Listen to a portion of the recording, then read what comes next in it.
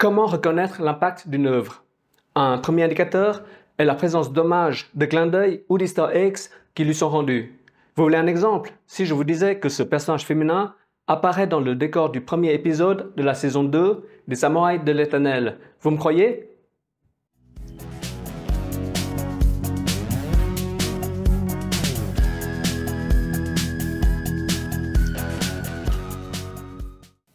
Bonjour à tous, bienvenue sur la chaîne, je suis Intra.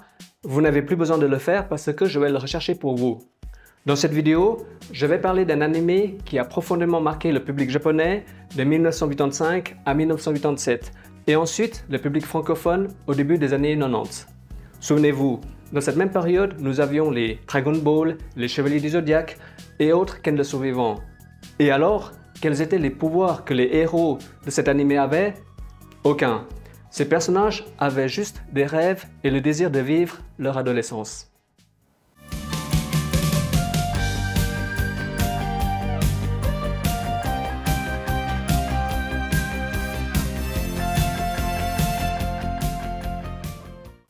Depuis la précédente vidéo, je vais commencer à mettre en place des petites habitudes, comme une mini FAQ pour répondre à 2 ou 3 questions, qui nécessitent une réponse orale. Mais avant d'aller plus loin, merci aux personnes qui s'abonnent à la chaîne, qui likent et qui participent aux commentaires. N'hésitez pas non plus à partager la vidéo, c'est gratuit. La première question concerne le visuel de mes vidéos. Oui, je suis conscient que la qualité peut être améliorée. En fait, je suis limité par la caméra de mon vieux Galaxy Note. Même si l'écran est un peu abîmé, j'arrive à me filmer en 1080p. Le côté positif, c'est qu'à force d'utiliser le logiciel DaVinci Resolve, je commence à être plus à l'aise et j'arrive à m'améliorer de petites choses comme l'étalonnage ou l'éclairage en post-production. Et suivant comment la chaîne va se développer, je pourrai investir dans du meilleur matériel. Souvenez-vous des premières vidéos de grosses chaînes comme le Joueur du Grenier par exemple. Il y a toujours un début. Pour l'autre question, des personnes dans les commentaires ont parlé de séries comme BTX ou Blue Seed. Pour BTX, je n'ai pas eu l'occasion de le suivre quand l'anime a été diffusé, parce que j'étais en service militaire, mais je vais me rattraper. Pour Blue Seed, la série est déjà sur ma liste, donc la vidéo va venir dans le futur. D'ailleurs, si vous avez des mangas ou des animés que vous souhaitez être présentés en dossier complet, dites-le moi, je ferai des recherches pour trouver plein d'infos. Je reviens dans Touch et je vais expliquer les raisons du succès de cette série au Japon mais également en dehors. Selon moi, le succès peut s'expliquer par 4 éléments principaux. De 1, déjà par son histoire. Je n'ai pas employé le mot scénario, mais histoire, parce que c'est plus qu'une fiction. L'histoire de Touch est universelle. Les thèmes abordés comme l'amitié, l'amour, la famille ou la perte d'un être cher résonnent chez un large public. De 2, il y a ensuite ces personnages attachants avec leurs qualités, mais aussi leurs défauts. Chacun a ses propres rêves et ses luttes. La qualité de leur écriture a fait des jumeaux Tatsuya et Kazuya, Minami ainsi que leur entourage, des icônes de la culture manga. De 3, parce que la série possède un univers réaliste. Je pourrais dire sans me tromper que plusieurs personnes en dehors du Japon ont découvert la vie scolaire et sportive japonaise avec Touch. Ici, le quotidien des lycéens et le monde du baseball sont dépeints avec beaucoup de justesse. Et enfin, pour le dernier point, et cela reste personnel, grâce à un style graphique emblématique. Moi-même, je n'ai pas été accroché au premier visionnage quand la série a été diffusée sur la chaîne La 5. Ce n'est que plus tard sur TMC que j'ai pu mieux apprécier Touch. Maintenant, avec plus d'expérience et de critique, je trouve que le trait unique de Mitsuru Adachi, qui est à la fois doux et expressif, a certainement marqué toute une génération de lecteurs et de spectateurs. Avant de parler du manga et de son auteur, je vais encore prendre quelques minutes pour vous parler du baseball et de l'importance qu'a eu ce sport dans le quotidien et aussi dans la culture populaire japonaise, notamment en tant que symbole de l'identité nationale.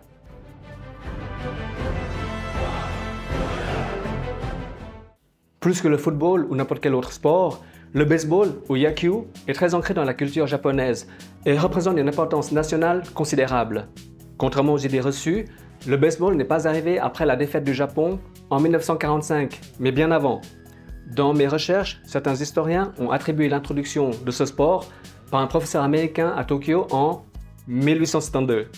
Cela reste un peu flou, mais toujours est-il que le baseball est devenu très populaire au point de devenir un sport scolaire et universitaire, puis professionnel.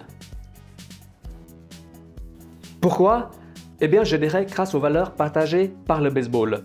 Le Japon est un pays avec beaucoup de codes et ce sport incarne de nombreuses valeurs japonaises telles que le travail d'équipe, la persévérance, le respect des règles ou encore la discipline.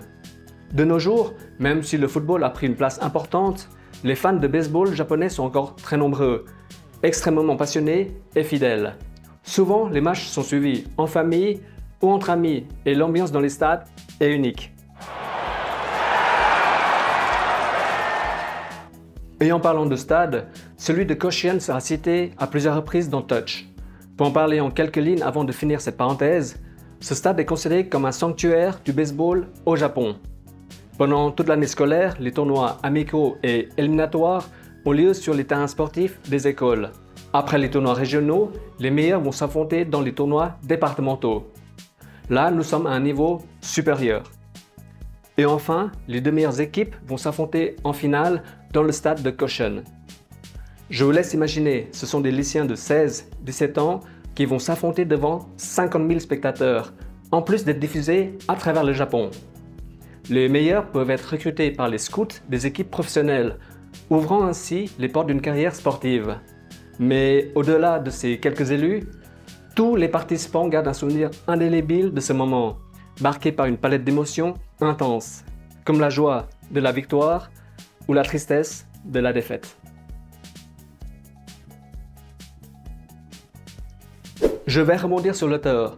Mitsuru Adachi a commencé sa carrière de mangaka au début des années 70 et il compte plus de 30 séries à son actif. Le manga Touch, qui est paru de 1981 à 1986, sera le chef-d'œuvre de sa carrière avec 26 volumes, parce qu'il va y mettre toute son expérience. L'auteur dessinera d'autres mangas après, mais aucun n'égalera l'impact que Touch a eu sur le public, avec notamment 100 millions de copies vendues. Oui, vous avez bien entendu. Mitsuru Adachi peut s'asseoir à la même table que Akira Toriyama ou encore Eiichiro Oda, pour ne citer que les plus connus du grand public. Et comme je l'ai dit il y a 60 secondes, il a réussi cet exploit avec un manga qui ne compte que 26 volumes. Seul Tetsuwan Atomu et Kimetsu no Yaiba font moins avec 23 volumes chacun. Incroyable! Le second succès de Touch viendra de son adaptation en animé en 1985 grâce à la collaboration de deux studios d'animation, le studio TAC, aujourd'hui disparu, et le studio Garopu. Le projet sera supervisé par Hiroko Tokita, qui est à la fois animatrice et scénariste. Le CV de cette dame, qui a fait ses débuts chez Tatsunoko, il faudrait que j'en parle dans une autre vidéo dédiée, tellement sa carrière est riche. Ma liste de vidéos que j'ai envie de faire est en train de s'allonger. Pour vous donner une idée, elle va superviser tout au long de sa carrière la réalisation de plus de 100 œuvres et ses choix techniques et artistiques ont été souvent pertinents. Touch, qui est son premier grand projet à seulement 30 ans, va bénéficier de sa patte en matière de réécriture.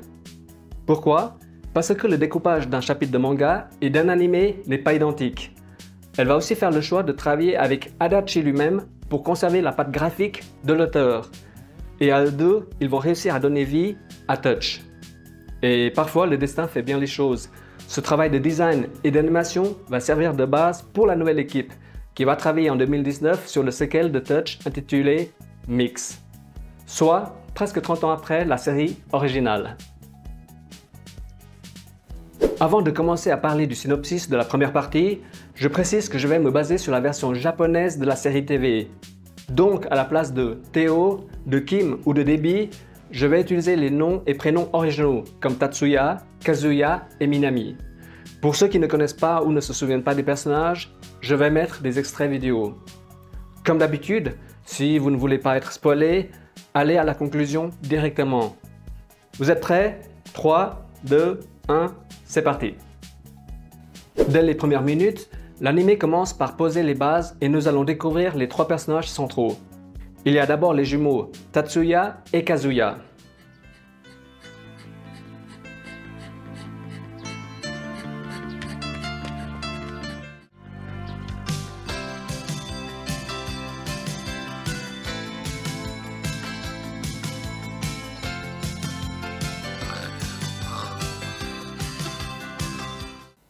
Si Kazuya a de l'ambition et rêve de jouer dans le stade de Koshin pour devenir joueur professionnel, son frère Tatsuya est quelqu'un de nonchalant. Ce n'est pas un mauvais garçon, ni un fainéant, mais il prend juste la vie comme elle vient, sans ambition et qui se cherche encore un rêve.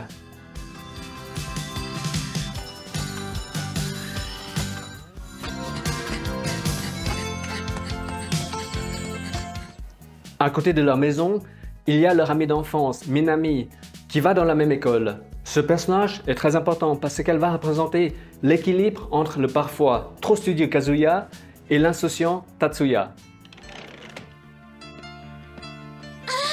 いい天気じゃの今頃かっちゃん公園走ってるなおはようはい朝のお掃除終わりあかっちゃんの帰りだおはようおはよう Minami, en grandissant aux côtés des jumeaux, arrive à les différencier comme avec la scène où Tatsuya se fait passer pour son frère pour plaire à une camarade de classe. どうしようたっちゃんはい何してるのたっちゃん帰るわよたっちゃんほら早くいいから来なさい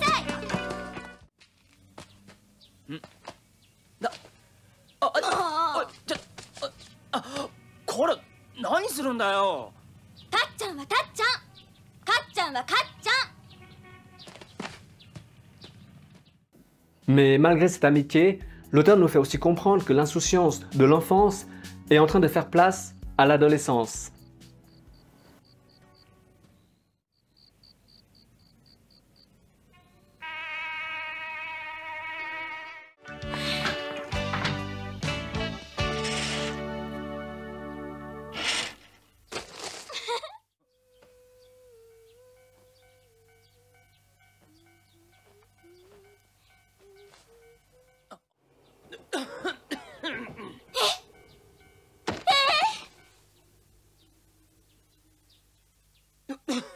なんでそん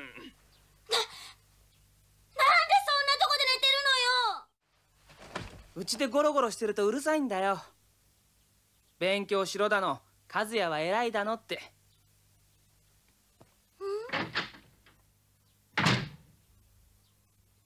なるほど Le rythme du manga est lent, mais n'est pas ennuyeux.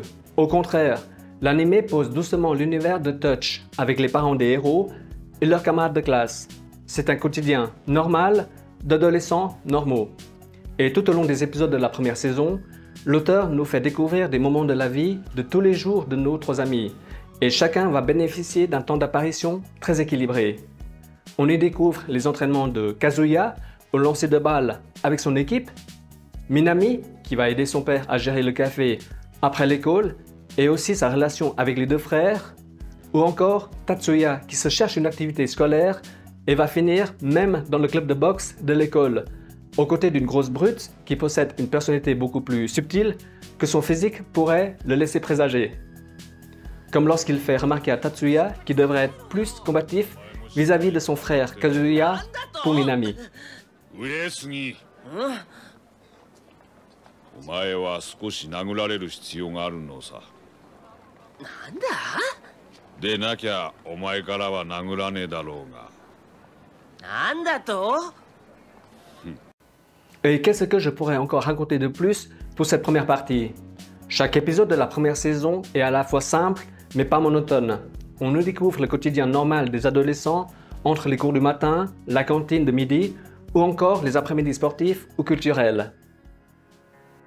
絶対甲子園行けよえ南のために Mais ce sont les épisodes 25, 26 et 27 de la première saison qui vont tout faire basculer. Et il faut souligner le travail de la réalisatrice Hiroko Tokita qui va réussir à adapter ce passage clé du manga. Là, on y voit Kazuya qui va quitter la maison familiale avec le sourire, comme à chaque fois, pour aller rejoindre le stade de la ville pour un tournoi majeur. じゃあ兄貴ああ頑張れよ行ってきます。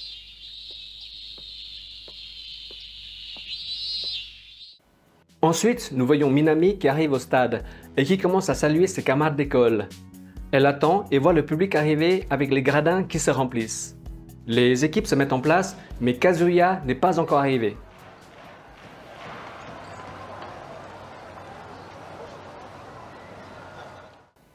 Comme à son habitude, Tatsuya va quitter la maison en dernier parce que c'est un lève-tard. Sur le chemin, en allant au stade, il va passer à côté d'un accident de la route. Il entend des passants dire qu'il s'agit d'un élève de son école, avec un uniforme de baseball. Là, en tant que spectateur, vous êtes comme ça. Hein?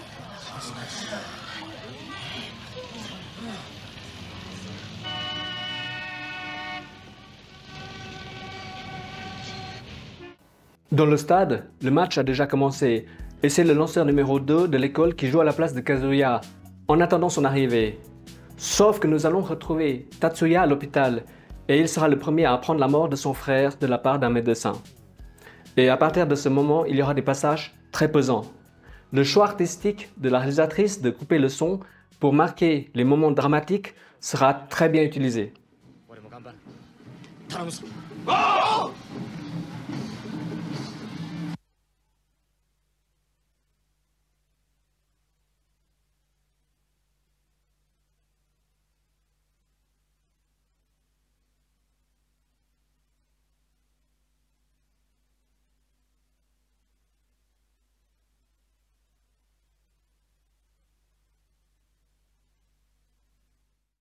Le téléphone portable n'existait pas encore et Tatsuya va revenir au stade pour demander à ses parents de l'accompagner à l'hôpital. La scène qui nous montre son regard un peu perdu et avec la gorge sèche est très bien. 上杉一体あ、ちょっと待ってて。ちょっと、うん。一緒に来て。どこへ？いいから一緒に来て。 Il va aussi demander à un camarade du club de boxe, celui qui a la carrure d'une brute, de faire passer le message à Minami, de venir à l'hôpital après le tournoi. Celui-ci va demander comment va Kazuya et là, le regard fuyant de Tatsuya va tout dire. Et le reste se passe de commentaires aussi. 中村総合病院へ来るように。南。上杉試合が終わってからでいいのか。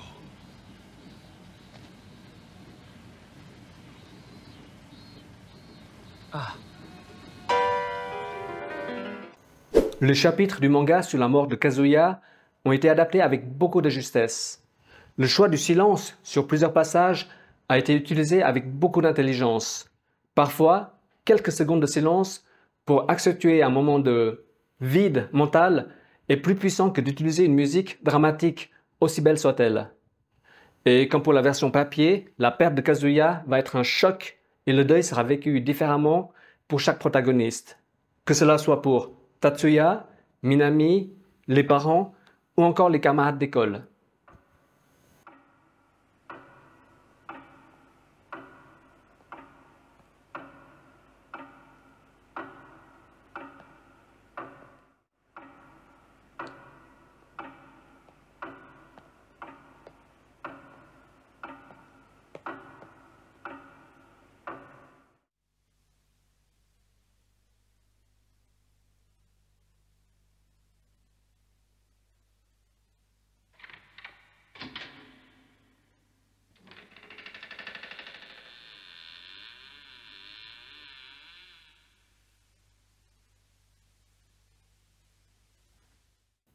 J'aimerais revenir sur le deuil que les personnages de Touch vont vivre. C'est quelque chose qu'il est très difficile d'expliquer avec des mots, parce que c'est une situation qu'il faut l'avoir vécue soi-même. Par expérience, nous ne pouvons jamais nous préparer à 100% à ça. Apprendre la mort de quelqu'un qui nous est cher, par un médecin, par un policier ou par quelqu'un, est un moment terrible pour celui qui l'entend, mais aussi pour celui qui l'annonce. Vivre un deuil, que cela soit pour un être humain, ou un animal est quelque chose de très personnel, que chacun le vivra plusieurs fois dans sa vie, malheureusement. Survivre à un deuil demande beaucoup d'efforts et si nous sommes entourés, cela aide un peu. Enfin, comme d'habitude, je vais terminer sur une note positive. Cela va peut-être vous paraître ironique, mais la mort, en nous rappelant notre fragilité, nous pousse à apprécier chaque instant, à donner un sens plus profond à notre existence. Et dans certaines conditions, oui, la mort peut donner un sens à la vie. C'est ainsi que j'interprète le message de l'auteur de Touch.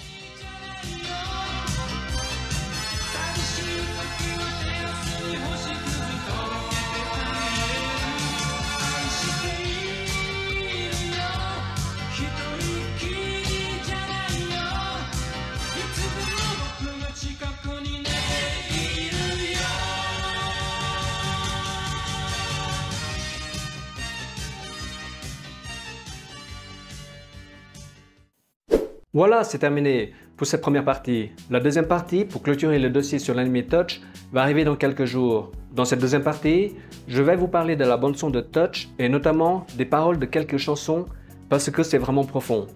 Je vais aussi vous livrer quelques secrets supplémentaires. Désolé aussi si je vous ai flingué votre journée ou votre soirée en parlant de deuil, mais c'était un angle important de cette série que je voulais souligner. Sur ce, en attendant la prochaine vidéo, je vous dis à bientôt et prenez soin de vous, c'est vraiment important.